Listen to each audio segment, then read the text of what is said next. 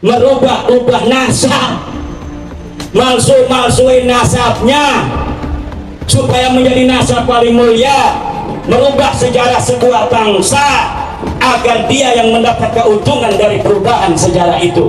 Surabaya itu diambil dari kata-kata sirrul bahi. Surabaya itu diambil dari kata-kata sirrul bahi. Dari kata-kata sirrul bahi. Apa? Rahasia yang terselubung. Wali bisa terbang ketemu Rasulullah, kalau lagi marhaban melihat Rasulullah, bohong semua, tidak bisa diverifikasi oleh apapun. Bahwa Al-Imam Faqihil Muqaddam adalah orang-orang yang besar, beliau adalah orang-orang yang hebat. Bahkan diceritakan beliau pernah mi'raj, saudara-saudara, bertemu dengan Allah dalam satu hari 70 kali, saudara-saudara, bertemu dengan Allah dalam satu hari 70 kali, saudara-saudara. Bohong semua, tidak bisa diverifikasi oleh apapun, tidak bisa diverifikasi oleh Google Map.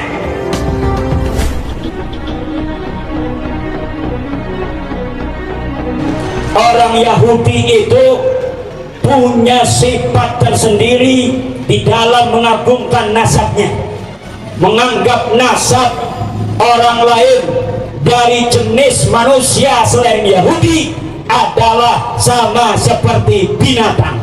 Inna nabbi'ahu wa ghairuna kaqabi'in minal ghanam. Itu orang Yahudi.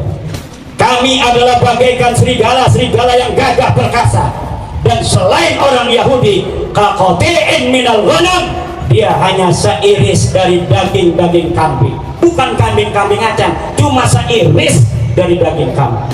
Itu orang Yahudi.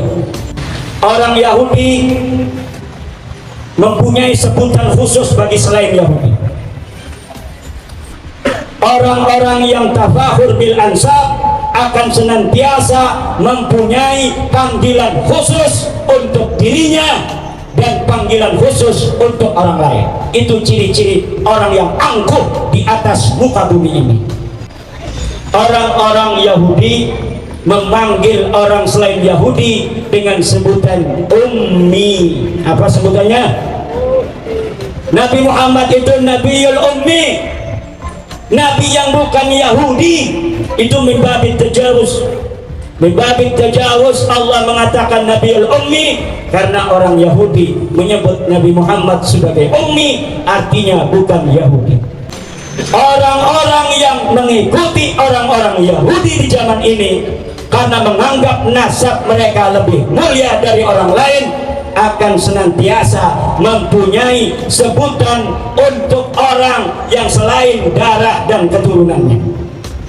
Itu ciri-ciri akhlak Yahudi. Yang kedua, orang Yahudi tidak akan menikahkan anak perempuannya dengan selain daripada Yahudi.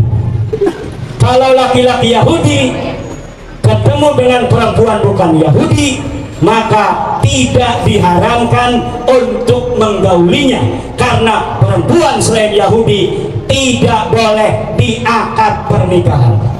Kenapa? Karena dianggap begitu rendah. Dan anak perempuannya tidak boleh dinikahkan dengan selain orang Yahudi. Ini akhlak Yahudi.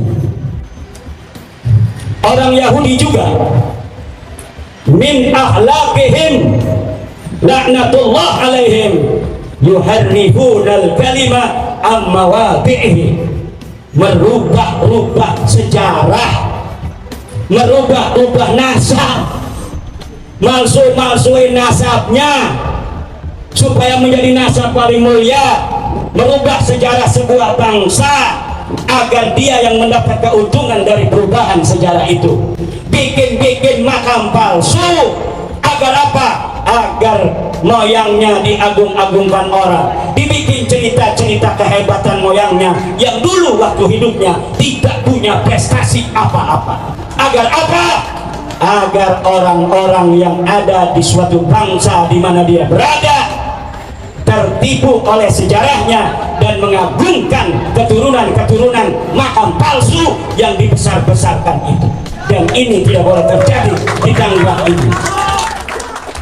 Daripada kita nggak jelas, ya itu apa, cari makannya, jarahin, itu asli tertulis dalam sejarah perjuangannya. Jangan-jangan orang-orang gondrong juga kagak ada yang pernah baca kalau di gondrong ada pahlawan yang banyak. Bacanya yang dari YouTube aja, wali bisa terbang ketemu Rasulullah, kalau lagi marhaban melihat Rasulullah, bohong semua, tidak bisa diverifikasi oleh apapun, tidak bisa diverifikasi oleh Google Map. Betul tidak? Ya, dari sini dia bermain di ruang-ruang yang tidak bisa diverifikasi, sudah.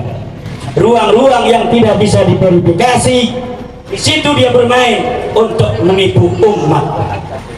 Di hal-hal yang verifikatif, ilmu pengetahuan itu bisa diverifikasi.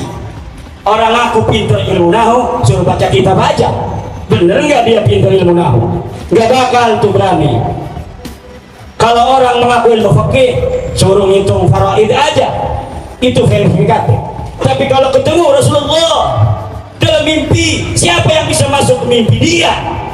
Kalau dia berbohong, siapa yang tahu kalau dia sedang berbohong? Jalan-jalan ke Aras, jalan-jalan ke Mi'raj, bertemu dengan nabi-nabi seperti Nabi Muhammad ketika Isra Mi'raj, saudara-saudara. Kita harus hati-hati sekarang. Halu-halu demikian masuk ke kotak-kotak manusia. Ulama-ulama yang faqih, ulama-ulama yang alim ditinggalkan. Kenapa? Karena dia tidak berani berbohong.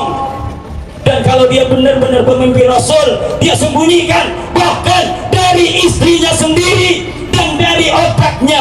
Hanya hati yang merasakan, otaknya saja tidak mau untuk dikasih tahu bahwa dia telah bermimpi bersama Rasulullah. Itu ulama-ulama kita. Sedikit dikit bermimpi bersama Rasul. Ada teman saya bermimpi bertemu Rasul, bersalam kepadaku, jangan merokok, karena aku tidak suka orang merokok. Dia percaya. Itu perawinya siko apa makhluk, siko apa mungkar. Tapi dia yakini aja karena itu bisa diceritakan pada orang-orang banyak.